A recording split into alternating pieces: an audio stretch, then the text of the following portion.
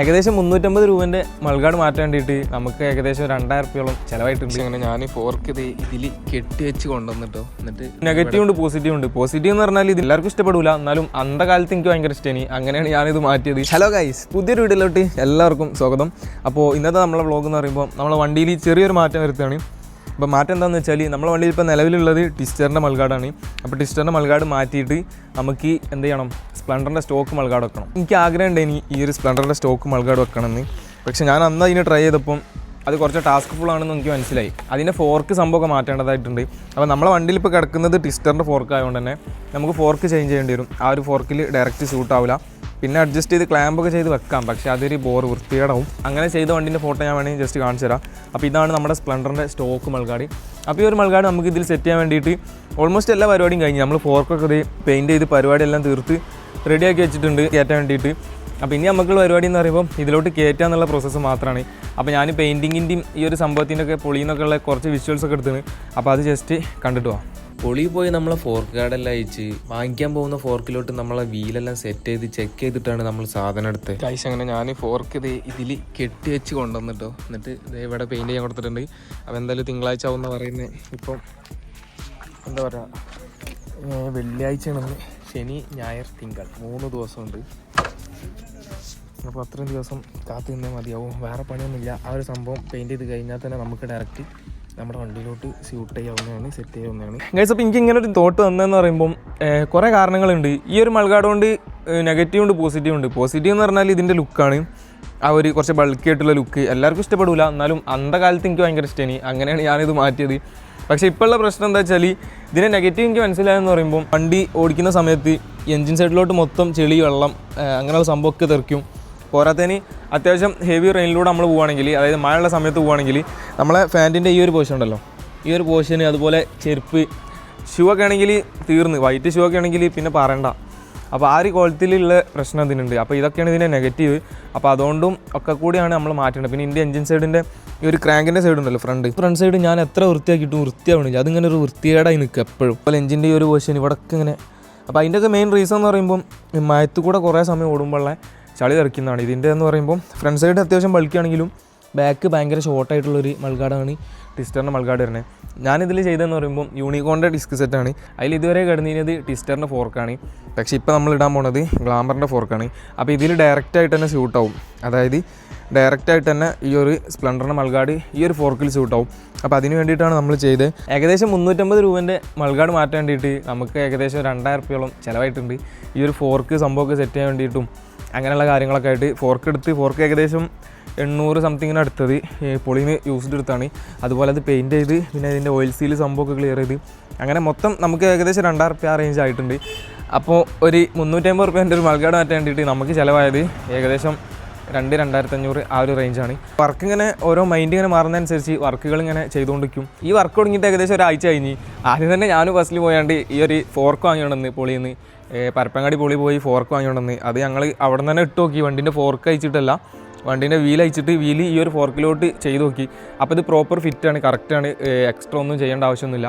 അതിലോട്ട് മൾഗാർഡും സെറ്റാണ്. അപ്പോൾ അതൊക്കെ കണ്ടപ്പം ഫോർക്കും അടിപൊളിയാണെന്ന് തോന്നിയപ്പം നമ്മൾ ഫോർക്ക് എടുത്തുകൊണ്ടെന്ന്. എന്നിട്ട് നേരെ ഓയിൽ സീൽ മാറ്റാൻ കൊടുത്ത്, ഓയിൽ സീൽ മാറ്റിയ ശേഷം നേരെ പെയിൻറ്റ് ചെയ്യാൻ കൊടുത്ത് ഇപ്പോൾ അതേ സെറ്റ് ചെയ്യാൻ പോവാണ്.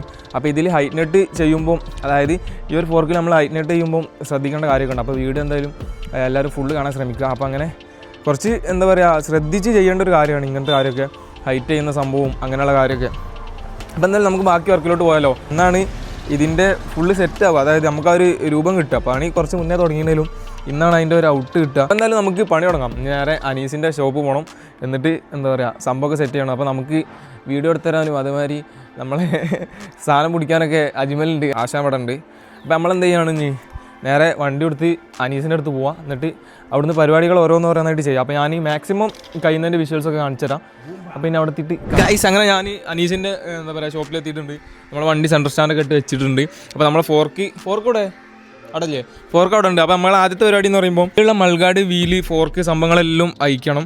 ഇതെല്ലാം അയച്ച് മാറ്റിയിട്ടാണ് നമ്മൾ അടുത്ത പണി തുടങ്ങുന്നത്.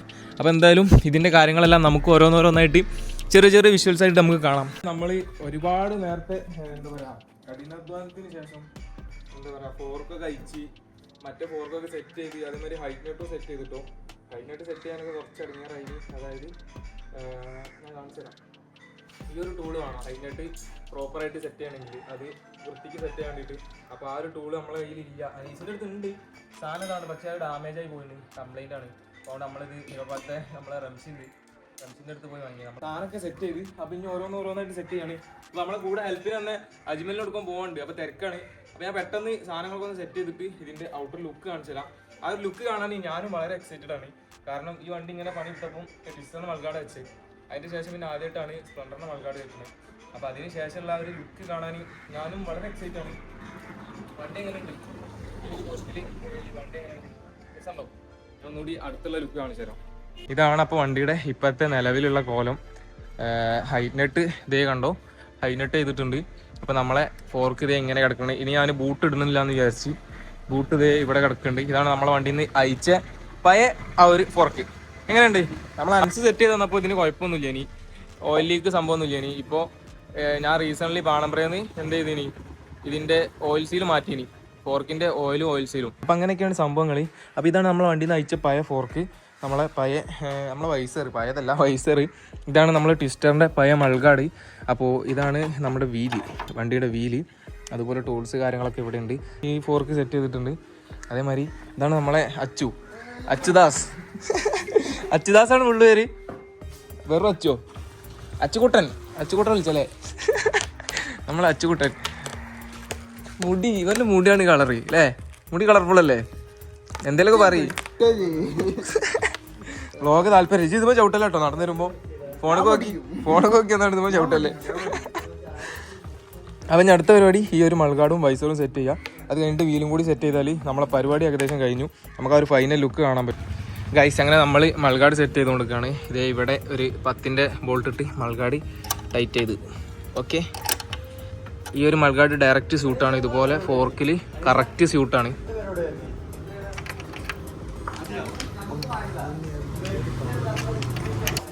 ഗ്ലാമറിൻ്റെ ഷൈനിൻ്റെ ഒക്കെ ഫോർക്കിൽ ഈ ഒരു സംഭവം സ്യൂട്ടാണ്. പക്ഷേ യൂണിക്കോണ്ടിൽ സ്യൂട്ടാണോ എന്നുള്ള കാര്യം ഡൗട്ടാണ്. ഇതന്നല്ലേ ഞാൻ പേടിച്ച്, കസ്റ്റമറാണ് വിചാരിച്ച്. ചെക്ക വന്നാണ്ട് അച്ചു കണ്ടോ, നമ്മളച്ചു അത് നമ്പർ എന്ന് പറഞ്ഞാ ചെക്കന്മാർ ബാൻഡിന്റെ പരിപാടി ഉണ്ടെങ്കിൽ വിളിച്ചോളൂ.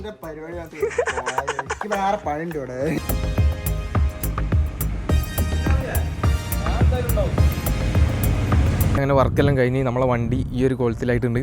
അപ്പോൾ ഇന്നലെ അജ്മലിനൊന്നും സമയമില്ല എന്ന് പറഞ്ഞപ്പം ഇതുപോലെ വർക്കെല്ലാം കഴിഞ്ഞപ്പോൾ ഏകദേശം 4 മണി 5 മണിയൊക്കെ ആയി. അപ്പോൾ ആ ഒരു സ്ഥിതിക്ക് പിന്നെ ഞാൻ വീഡിയോ നാളെ എടുക്കാമെന്ന് വിചാരിച്ച് നിന്ന്. അപ്പോൾ അതാണ് സംഭവം. അപ്പോൾ എങ്ങനെയുണ്ട്, ഞാനിത് ചെയ്തപ്പോൾ ഈ ഒരു ഫോർക്കിൻ്റെ ബൂട്ടൊന്നും ഇട്ടില്ല കേട്ടോ, ബൂട്ടെല്ലാം അയച്ചിട്ട്. അപ്പോൾ ഇനി പെയിൻറ്റിങ് കാര്യങ്ങളുണ്ട്, അതുപോലെ എൻജിൻ കാർഡ് മാറ്റാൻ വേണ്ടിയിട്ടുണ്ട്, എൻജിൻ്റെ പെയിൻറ്റിങ് കളർ ചേഞ്ച് ചെയ്യാൻ വേണ്ടിയിട്ടുണ്ട്, ഈ ക്രാഷ് കാർഡ് കുറച്ച് അവിടെയും ഇവിടെയും ടച്ചപ്പ് കാര്യമൊക്കെ ചെയ്യാൻ വേണ്ടിയിട്ടുണ്ട്. അങ്ങനെ കുറച്ച് വർക്കുകൾ ഇനിയും പെൻഡിങ് ആണ്. അപ്പോൾ ഇപ്പോൾ ചെയ്ത ഈ ഒരു സംഭവം എന്ന് പറയുമ്പം ഈ ഒരു ഫോർക്ക് ചേഞ്ച് ചെയ്ത് അതുപോലെ മൾഗാർഡ് ചേഞ്ച് ചെയ്ത്. അപ്പോൾ ആ ഒരു ലുക്ക് എങ്ങനെയുണ്ട് നിങ്ങൾ പറ, ഇതാണോ ആ പഴയ ലുക്കാണോ ഒന്നുകൂടെ അടിപൊളിയെന്ന്? ഇതിലെന്ന് പറയുമ്പോൾ ആ ഒരു മിനി ഫോഗും കൂടെ അവിടെ നിന്ന് പോയി കഴിഞ്ഞാൽ വണ്ടി നല്ലൊരു ഹൈറ്റ് തോന്നിക്കും. ഇപ്പോൾ ഒരു മിനി ഫോഗ് ഉള്ള കാരണം ഒരു ഹൈറ്റ് കുറവുള്ള പോലെ തോന്നിക്കുന്നുണ്ട് ചെറുതായിട്ട്. അപ്പോൾ അതാണ് വണ്ടിയുടെ ഈ ഒരു വർക്കെല്ലാം കഴിഞ്ഞിട്ടുള്ള ഒരു ലുക്ക്. അപ്പോൾ ഇനി ആ ഒരു മിനി ഫോഗ് വഹിക്കണം, അതുപോലെ മിറർ വഹിക്കണം.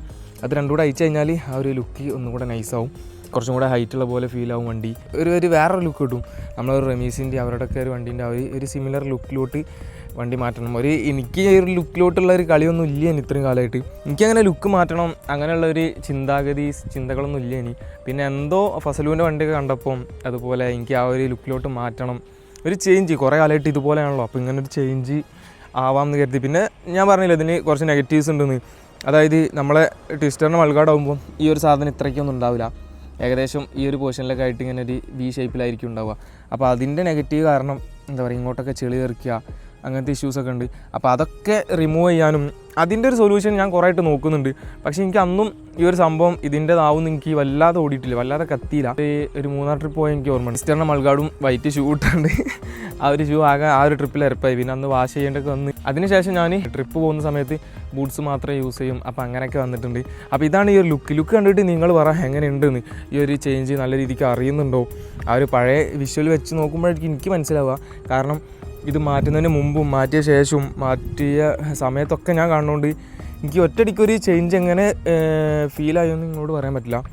എന്തായാലും നല്ലൊരു ചേഞ്ച് തന്നെയാണ് ഈ ഒരു ചേഞ്ച്. അപ്പോൾ എന്തായാലും ഇനി നമ്മുടെ വണ്ടിയുടെ ലുക്ക് ഈ ഒരു ലുക്ക് തന്നെ ആയിരിക്കും. അപ്പോൾ ഇനി എനിക്ക് ഈ ഒരു കളർ പെയിൻറ്റ് എഞ്ചിനിൽ അടിച്ചാലോ എന്ന് തോന്നുന്നുണ്ട്. അപ്പോൾ നിങ്ങളുടെ അഭിപ്രായം ജസ്റ്റ് പറയാം. എന്നിട്ട് ആരെങ്കിലൊക്കെ പറയുകയാണെങ്കിൽ എന്താ പറയുമോ എന്നുള്ള കാര്യം അറിയില്ല. അപ്പോൾ എന്തായാലും പറയാൻ മറക്കരുത്, കേൾക്കുന്നവർ പറയാൻ മറക്കരുത് എന്നേ ഞാൻ പറയുള്ളൂ. അപ്പോൾ എന്തായാലും ഇന്നത്തെ ഒരു ചെറിയ വ്ളോഗ് ഞാൻ ഇവിടെ വെച്ച് അതിൻ്റെ പേരായിട്ട് പോകണേ. അപ്പോൾ ഇനി മറ്റൊരു വീഡിയോ ആയിട്ട് കാണാം.